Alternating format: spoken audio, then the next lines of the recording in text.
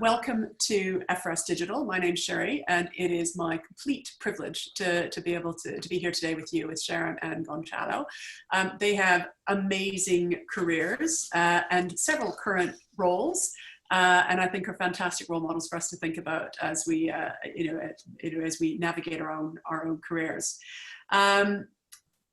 This is quite an interesting day because we have, again, sort of the world of social and charities and the world of financial services and angel investing. So you couldn't be two more different people in terms of the experience that you've got.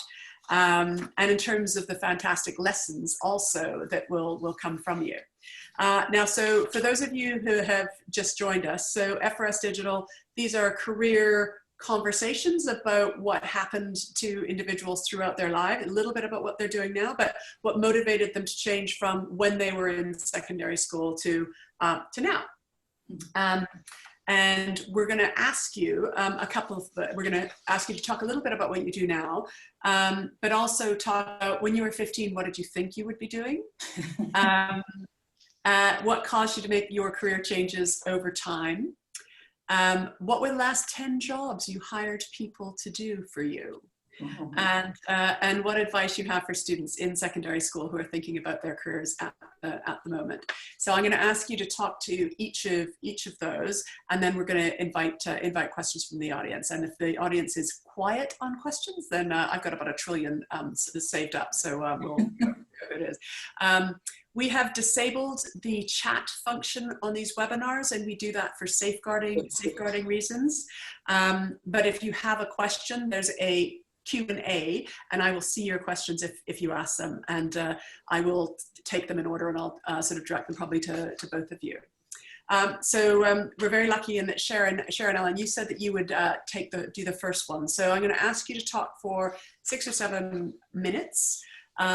First of all, about what you're doing now, and it could be that some people don't know what being a chief executive of the Arthur Rank Hospice means. Okay. So a little bit with what your day job is now, and then we can go through what motivated you, as you went through from, I think you started in, where did you start out? You started in Leeds, a BA in housing at Leeds University, and then an MBA from the University of Bradford. So fascinated to hear, again, what that was like and how you ended up where you are now. And just the other thing I know that you have 2 part-time other roles. Yes. So talk about how, because it may be inconceivable to somebody that you could do what you do and have 2 other roles as well. But just talk about what they give to you and why they're important to you. Okay. Over to you. Thanks very much, Sharon. Thank you. So hello everybody, my name's Sharon Allen and I'm the Chief Executive at Arthur Rank Hospice Charity in Cambridgeshire.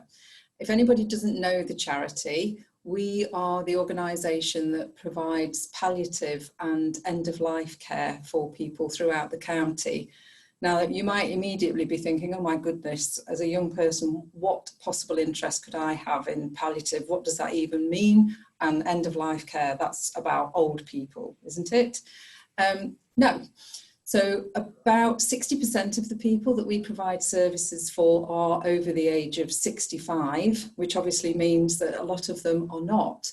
And it is a thing that younger people do contract what we call life-limiting conditions. So that might be cancer, that's the one most people think of. But again, we are not just here to provide care for people with cancer. We support people living with motor neurone disease, with multiple sclerosis, with heart failure, with COPD, anything really that might shorten your life. We are an adult hospice, so we're for people aged 18 and over.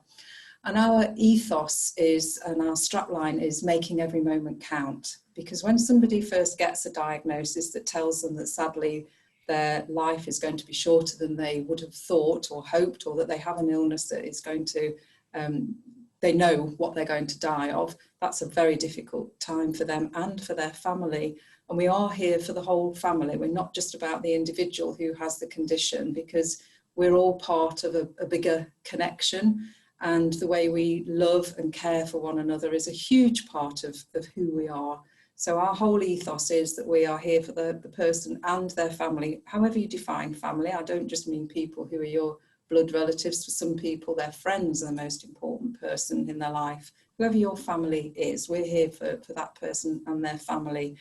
And we provide a range of services. So again, I think I can relate to this. When I first went to visit somebody in a hospice, a dear friend of mine who sadly did die a couple of years ago, and I went to visit her in the hospice, and I was a little bit nervous. I thought it was going to be a dark, gloomy place, and everybody'd be talking in hushed tones, and it would all be sort of difficult and sad.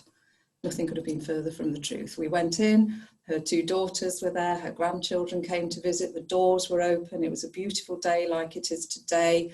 She had coffee and cheese, and she had some red wine later, and everything was there to make her life as comfortable as possible and to make sure that the memories for her and her family were as good as possible. And that's what we do here at Arthur Rank. But we're not just about end of life, we're here to help people live well when they've had a diagnosis. So we support people right from that first stage through to the end, and we do it extremely well. Did you think that you would be doing that when you were 15? If you think back to when you were 15, is that what you thought you might be? Absolutely not. I to be honest with you, I think when I was 15, I probably didn't even know that a hospice existed. I was lucky that I hadn't had anybody close to me have a serious ill health problem or die. So I don't honestly think at 15, I'm trawling back through my memory now, it's a long time ago, but I was thinking about this earlier and wondering what you might ask me. So when I was 15 and thinking about, because I knew I was going to leave school at 16, going on to further education and going to university was not part of my plan at that point. I wanted to get straight into the world of work.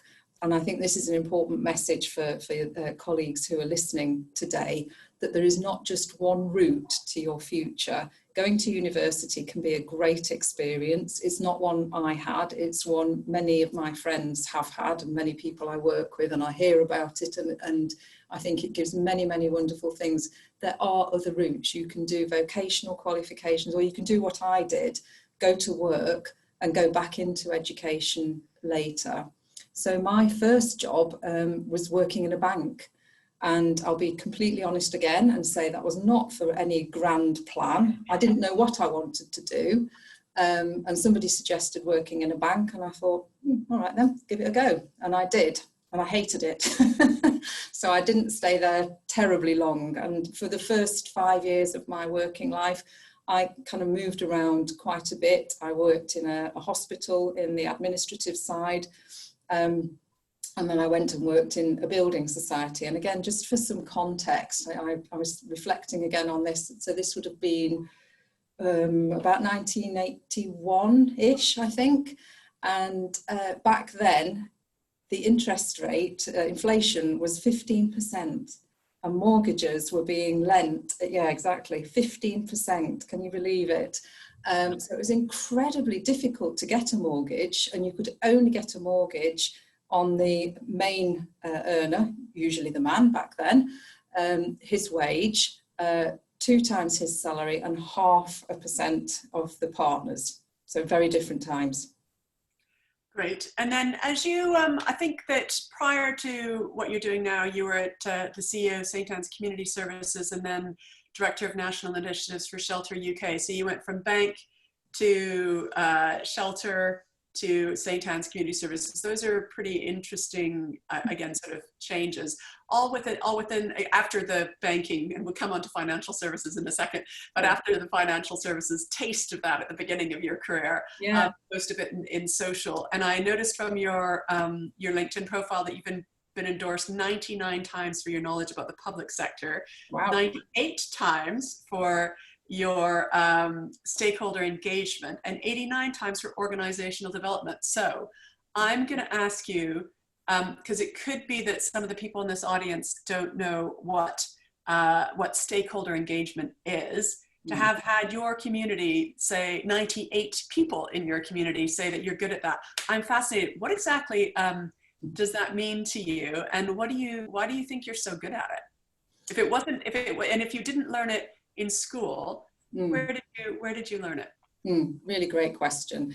So I think it means identifying and then building relationships with everybody you need to have some kind of partnership arrangement with. So in my current job, it's really important that I work well with other hospices in the region, that I work well with the health service, the clinical commissioning group, with the county council, and with other voluntary sector organisations. So I've only been here just over a year, and a big part of that year has been building that network.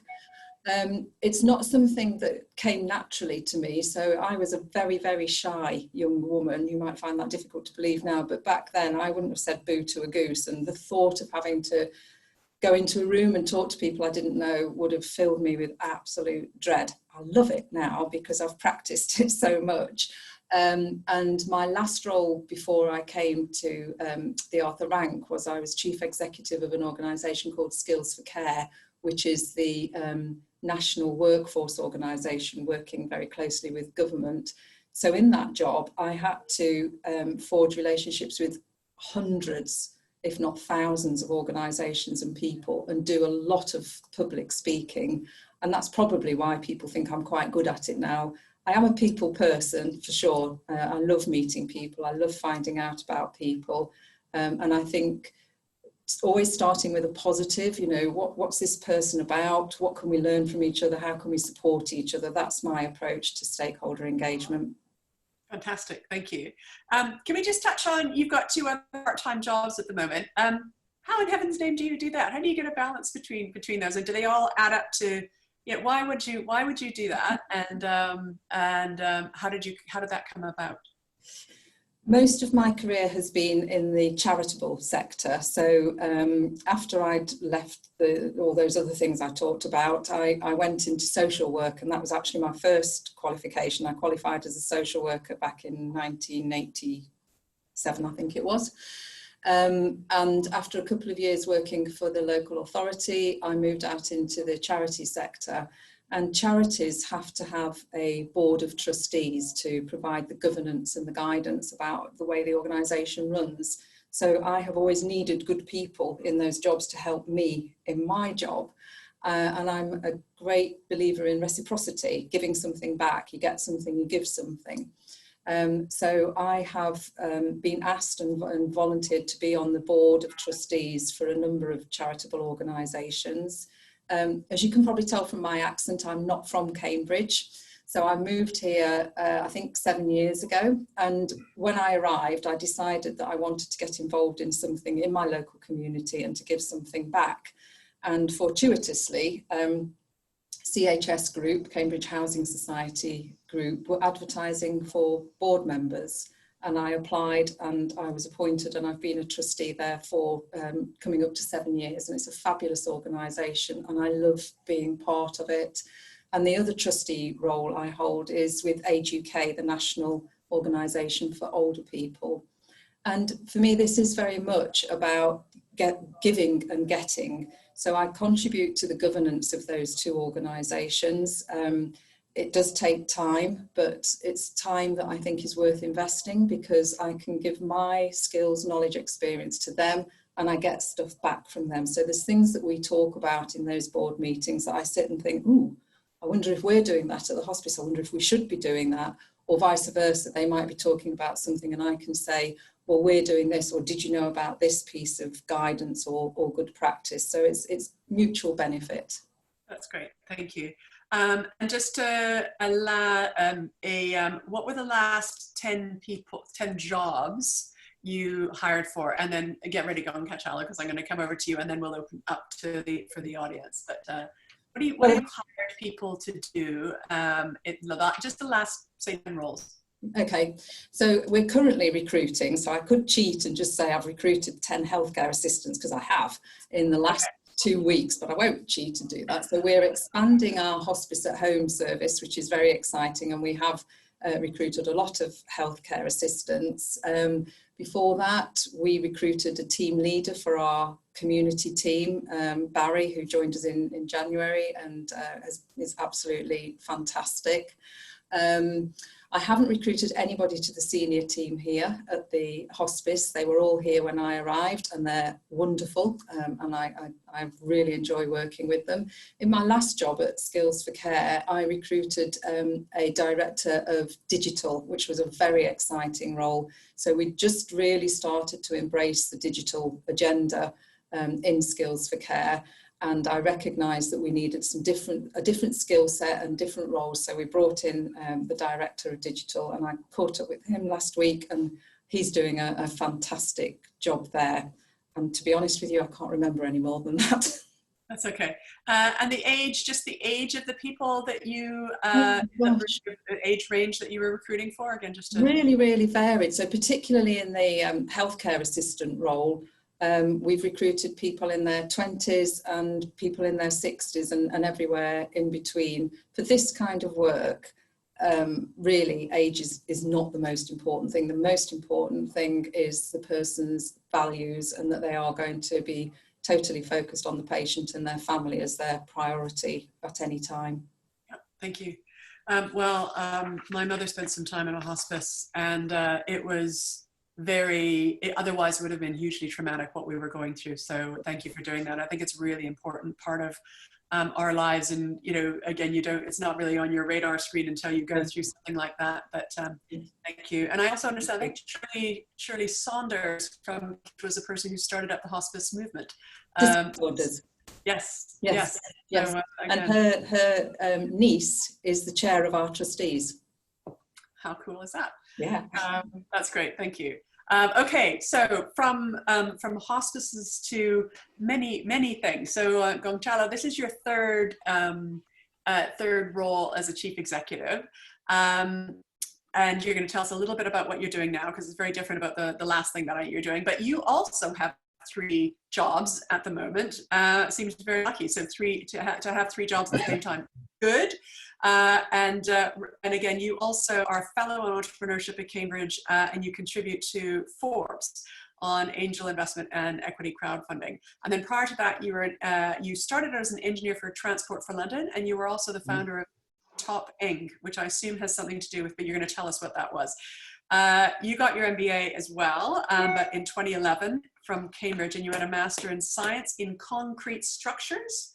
Yeah, yep. 2005.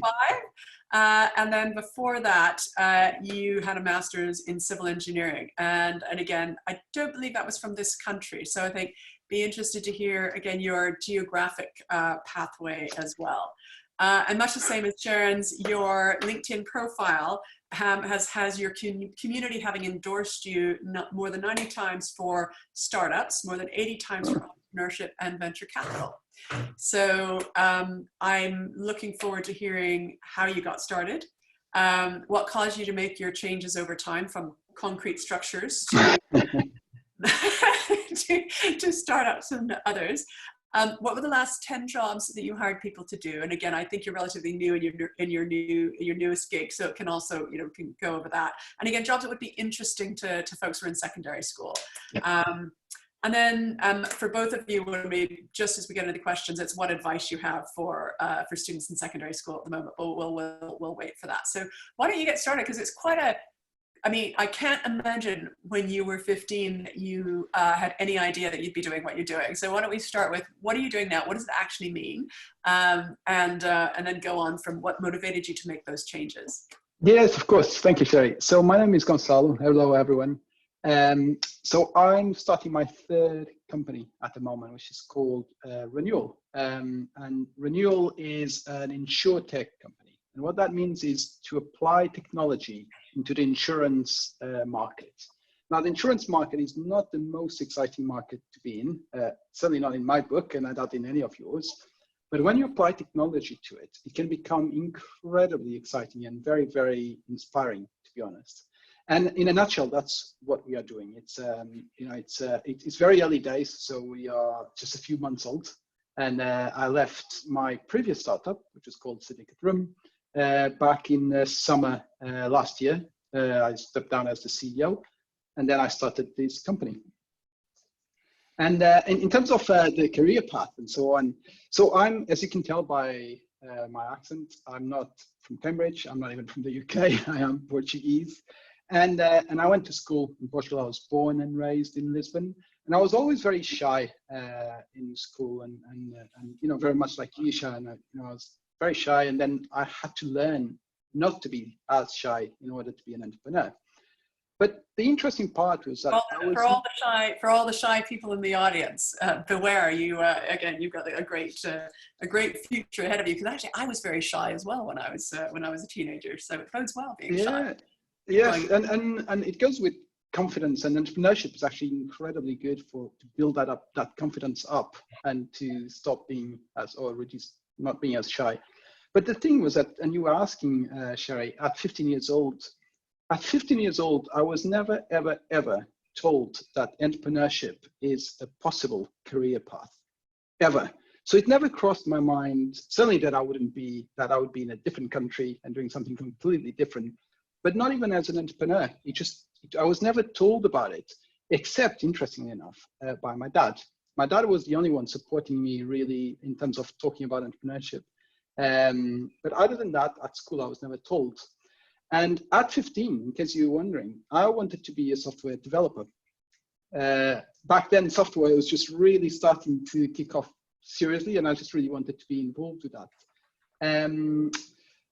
But without knowing, I was always very entrepreneurial, and I never studied software development. I actually went down the career path, which was the one, because back then, software development was quite an obscure career path still.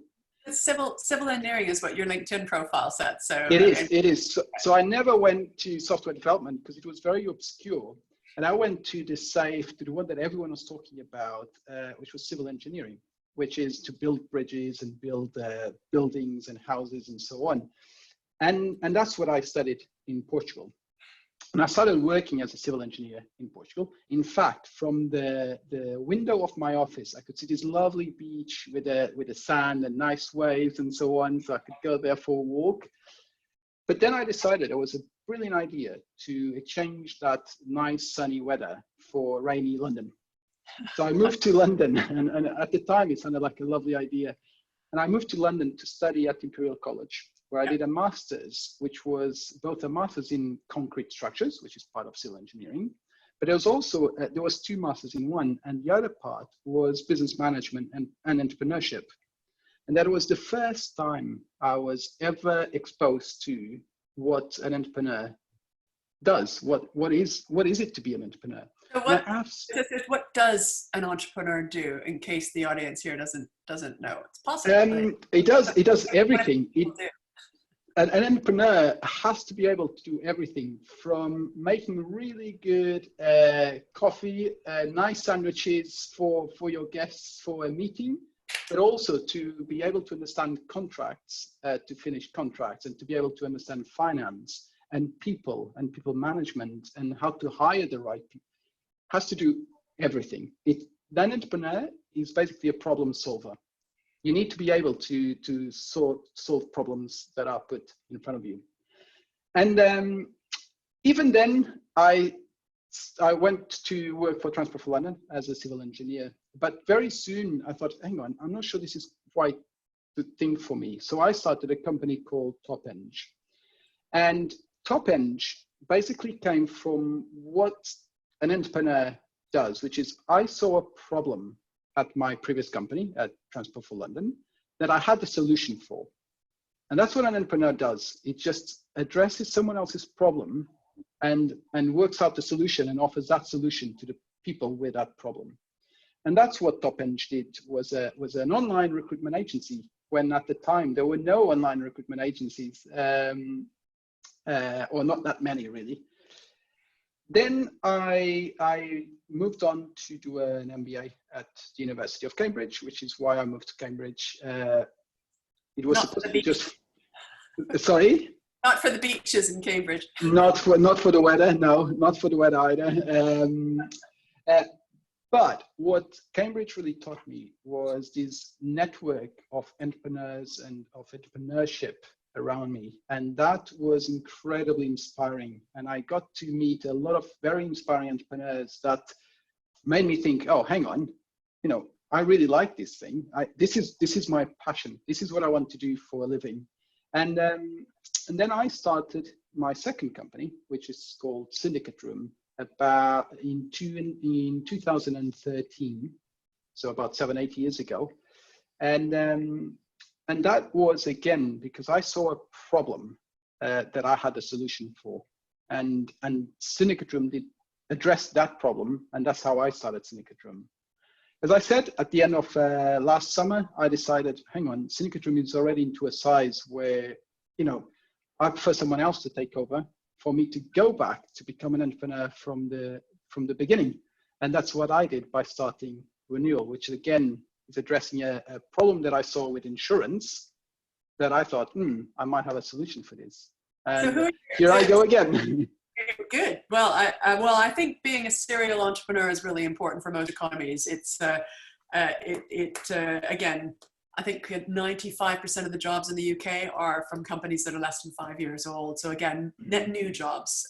So again, it's important to keep on starting up companies. But more importantly, what I like about that story is, if you see a problem, instead of getting down in the dumps about it, you do something about it. You form a company, you hire a bunch of people, and off you go. So on the hire people, presumably you're not alone, and presumably when you were doing SyndicateRoom, you weren't alone in doing that, even though you said you did everything. But if you didn't do everything, what did you hire people to do, and how did you, and what might those, if some of the students who are watching are thinking about either a career as an entrepreneur or thinking even just as an internship, intern or work experience, what kind of jobs do entrepreneurial people like you have? Yeah.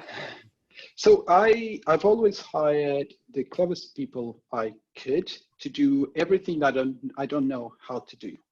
And being an entrepreneur is almost, you tend to be a generalist, and you know a little bit about loads of things, but you don't really know that much about anything in particular, like in really a lot of detail. So you need to find the very, very clever people that know how to do finance or insurance or, whatever element you want. Be specific, because I think the jobs of today Yes. maybe just concepts. So for some of the students who are watching, so did you start from manager or customer service or what, or software engineer? What are the sort of jobs that you're familiar with look like? So definitely software engineers to build the software, PhD, so someone with a doctorate in artificial intelligence to develop the algorithm behind the platform for Renewal, product manager, so someone that defines how the product is going to look like and the features for the customers and so on. Salespeople, so you need to have people out and about selling your product. Marketing is always a big one, particularly when you're selling to consumers, to people, to individuals. You need someone that is very good with social media so that you get your message across, so that people see your brand and they click on it and they want to buy something off you. So those are usually the type of jobs that I've been recruiting for. Great, thank you. So I'm going to turn back to both of you and just sort of say, I'm going to start with Sharon. What's the what would the advice be for a 15-year-old, 16-year-old, 17-year-old who's watching this today? What advice do you have for them? And then we've got a few questions which we'll turn over to. Thanks. So my advice would be to take every opportunity that comes your way. So I said I didn't have a grand career plan. I didn't go to university. So I'm not, I suppose, your typical chief executive. What I have done is taken lots of opportunities that have come my way. So a job's come up and I've thought, that looks really interesting. You've got to do something that fires you up and fuels your passion. So think about the things that you enjoy doing, think about the things that matter to you, and look for opportunities to do those things. And I'd also say, when things go wrong, which they will, they go wrong for all of us. We have setbacks, we have things that don't work out, we might not get a job or we might make a mistake. It's not the end of the world. Tomorrow is another day. And I had to learn this when I was a brand new chief executive. which basically means you're the person leading the organisation. You might want to think of it as like the conductor conducting the orchestra. You've got all these people doing jobs, your job's to hold it all together. And when the first sort of big thing went wrong, I was absolutely devastated and thought this was the end of the world. And then I realised a week later, everybody had forgotten about it. So I'm not saying, you know, don't be responsible. Of course, you must learn from your mistakes, but don't let things crush you, because you can always learn. And as long as you learn, then you will continue to grow. I think that's great advice. I just have another thing for when things go wrong. You're not always lucky enough to have everybody forget about it. But who did you turn to help you figure out how to make things right once they went wrong? Because I think it's important to us, I think, to know that we do have support networks, even though they may not be visible. Yeah. And one of the things you said earlier that you were enjoying in your as your two extra jobs was your role as a board member or mentor to others. So talk a little bit about how, you know, if things go wrong, it's not the end of the world, but it's not that you can always depend on people to forget stuff, because that would be just so amazingly lovely. Yes. When stuff happens that you don't know the answer to, what do you do, or what have you done before? So a range of things, really, depending on where I've been in the organisation. So when I was working and I had a manager, I would go to my manager and say, I'm worried about this, I don't know what to do about this, what should I do? Or go to another colleague in the team and ask for their help and advice. Or sometimes I'd ask friends who were working in similar jobs and say to them, what would you do in this situation? Always ask people, never be afraid to ask. There's nothing that you will ask that other people haven't been through and won't be grateful to share their experience with you about. Now that I'm in this role, I would go to the chair of my board, because that's effectively my boss, or again to my colleagues or to other board members. And actually I'm doing a lot of that at the moment, because we're all working in this kind of environment none of us anticipated. Every single day things are changing, we're having to make new decisions. And so I go to people and think, well, they've got legal expertise, I'll ask them about that. They've got medical expertise, I'll ask them about that. So think about people's strengths and experience and draw on that, and be ready to reciprocate as well when people come to ask you. Brilliant, thank you. I think it's all part of being part of a community, either formal in a company and sometimes across peers in a community. So Gonçalo, tell me about what would you tell your 15-year-old self to, you know, how would you you know, what advice would you have to them, aside from clearly you're going to say consider entrepreneurship as a career? I got that one from your earlier pitch. But what you know, is there like academic subjects, or take, you know, lots of work experience, or, you know, not playing video games 24 hours a day, or, you know, just sort of talk. Yeah, I was actually never into video games at all, so I was fine with that. But what I would say is, well, two things. Is one is, don't worry, everything will be fine. There'll be highs and lows, but everything will be fine. And just follow your passion. You know, it doesn't really matter whether it's arts, music, theater, whatever it might be there, or science, maths, or software development. As long as you're following your passion, then you know you'll be happy, and you know you'll do really well because you're just really passionate about it. So you'll find that inner energy to just keep on going, even through the highs and lows and so on. And then entrepreneurship is almost like it falls on the top of that. You know, if you follow in your passion, it will be easier for you to find solutions that other people can't see and can't imagine. And then you can just build on that because you're so passionate about it that you go, right, I want to build this because I really love whatever it might be, right? Musical instruments, cars, software, you know, whatever it might be, but you just build on it. And then you just have that inner energy to deliver and to spend the whole day thinking about it and coming up with solutions, and very passionate about it. That's fantastic, thank you. I think one of the pieces of advice that I like the most is solve a problem that needs to be solved, that you absolutely think needs to be solved. And that doesn't, again, that carries across all industries.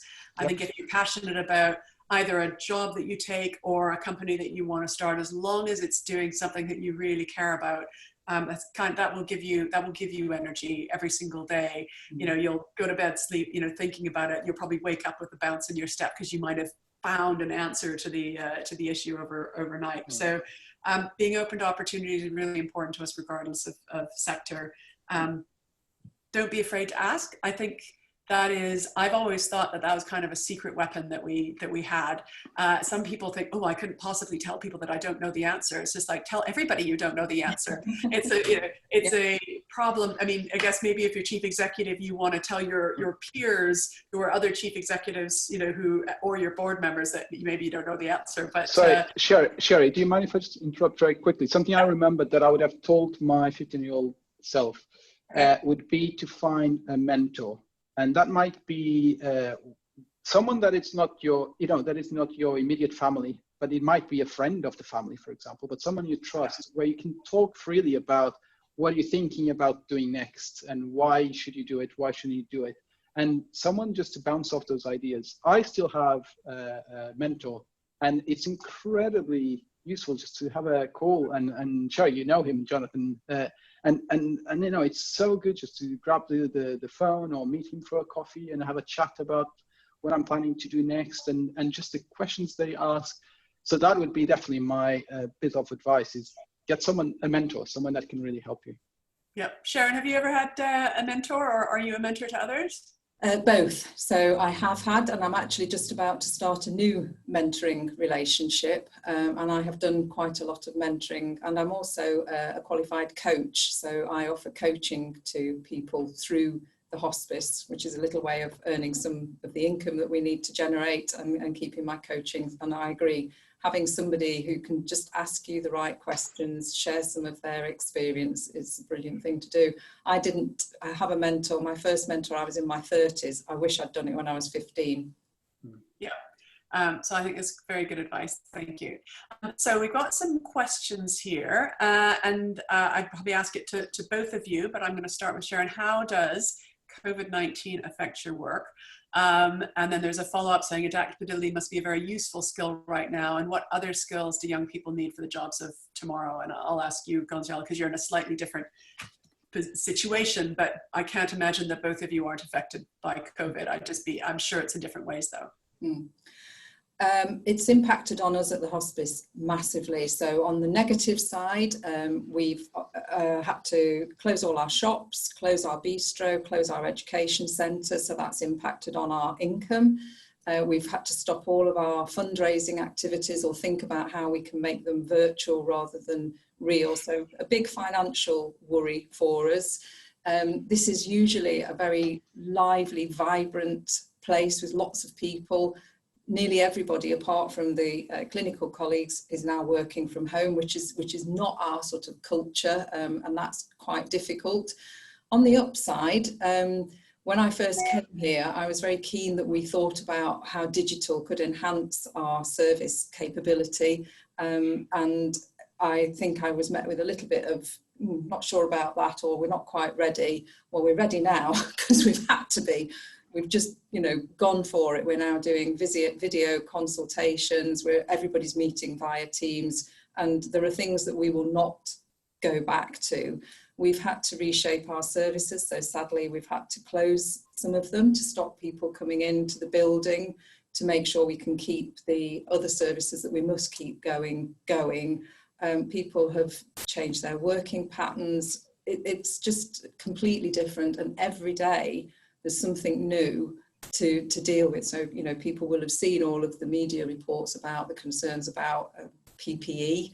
We have those concerns about colleagues being unwell, self-isolating, everything. It's just completely relentless. But I'm determined, and we're keeping a record of everything, because I'm determined when we do come through this, we're going to capture what's been positive and keep that.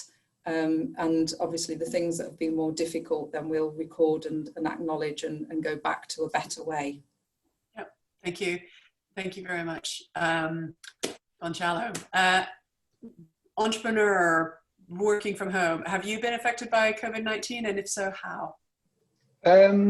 Not particularly, because being a software-based company, we're all working from home. We all have our laptops. So other than not working from the office, doesn't really affect us too much. If anything, actually, because I don't have to travel to London nowhere near as much at all, saving me a lot of time, to be honest, and being much more productive. So no, luckily we're in a very fortunate position, to be honest.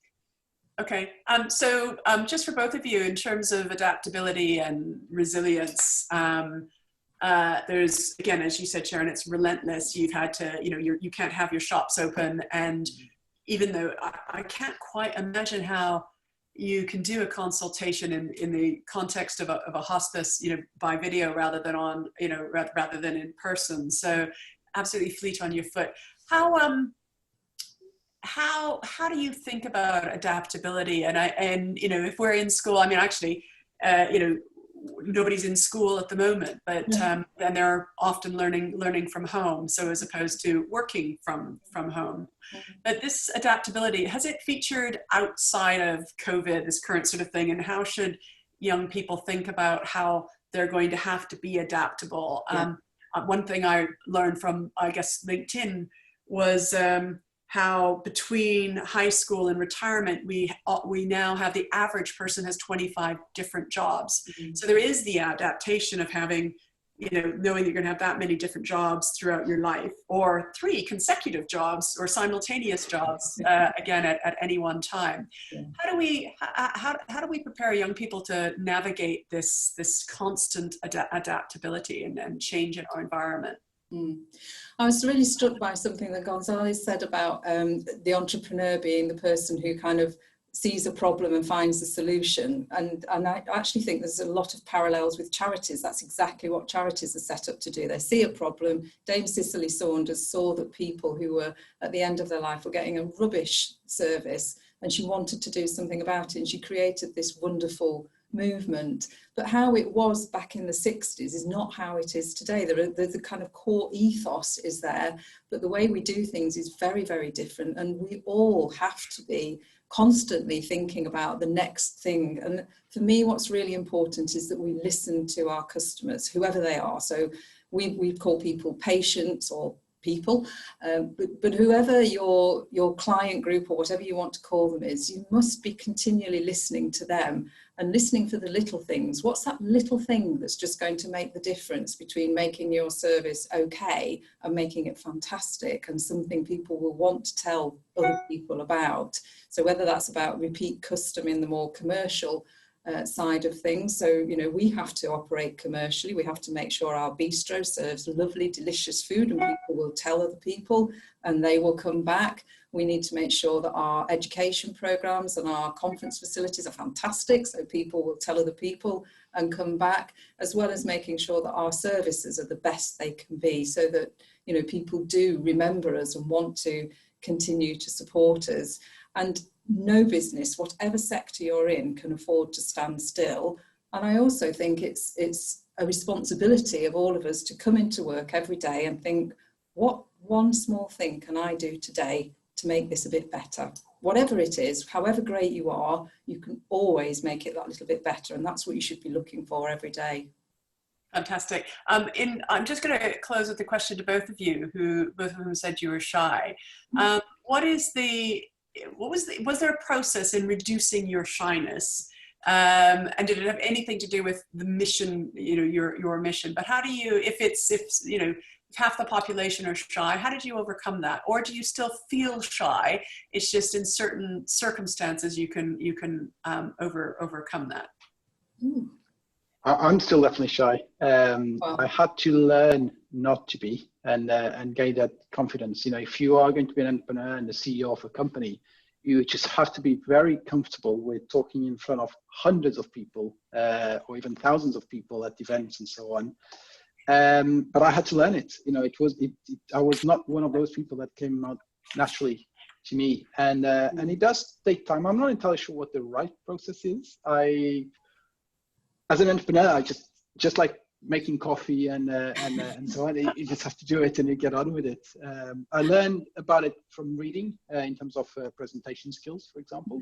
So that gives you the slight more confidence when you go and present. And that reduces that level of shyness, if you want to say it that way. Thank you. But other than that, I don't know. I think you just get there eventually. Okay, brilliant. Thanks, Sharon. I do think there isn't a kind of shortcut. I think, well, certainly for me, as I've got older and more experience, my confidence has grown, and therefore I've become less shy. So I don't know that there's necessarily a shortcut, but I do agree that actually doing presentations is a very good way of doing it. And I think watching other people and seeing how they naturally can hold a room or hold a conversation. And I suppose the other thing is just be interested in the person you're talking to. Just ask them lots of questions. People do like to talk about themselves, and so you can quite naturally get a conversation going if you're willing to just ask lots of questions. Okay, great. Well, thank you both very much. We're at the end of our time. Thanks for sparing us your time and your insights. I loved hearing again. Lest we forget that charities are also entrepreneurial organizations. I think I sort of, almost casting it as different. But if we're solving problems that are worth solving, we'll have that curiosity to keep on going and therefore to adapt on a daily basis depending on whatever life throws at us, including COVID and many other things. Yeah. So thank you very much. Really enjoyed talking to you, and thank you for dialing in as well to F4S Digital. Thanks a lot. Thank you very much for the invite. Thank you. Bye. Thank you. Bye for now.